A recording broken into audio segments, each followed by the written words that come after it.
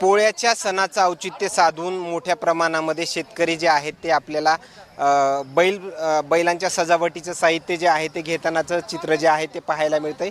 आणि तशी व्यापाऱ्यांकडूनही खरेदीची तयारी जी आहे ते मोठ्या प्रमाणामध्ये करण्यात आली. मोठ्या प्रमाणामध्ये बैलपोळ्याच्या सजावटीचं साहित्य जे आहे ते व्यापाऱ्यांनी देखील आपल्याला मार्केटमध्ये आणल्याचं पाहायला मिळतं आहे. आणि तशी गर्दी जर पाहायला गेलं तर मागच्या वर्षीपेक्षा गर्दीचं प्रमाण सध्या खूप कमी प्रमाणामध्ये दिसतंय. व्यापाऱ्यांकडून जाणून घेण्याचा प्रयत्न करूयात. दादा, मागच्या वर्षीचे रेट आणि या वर्षीची रेट याच्यामध्ये काही तफावत आहे का?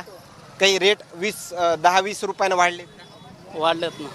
वाढलेत. हो, कोणते रेट वाढलेत? असं सगळेच वाढलेत. किती रुपयानं रेट वाढलेत असं काही सांगता?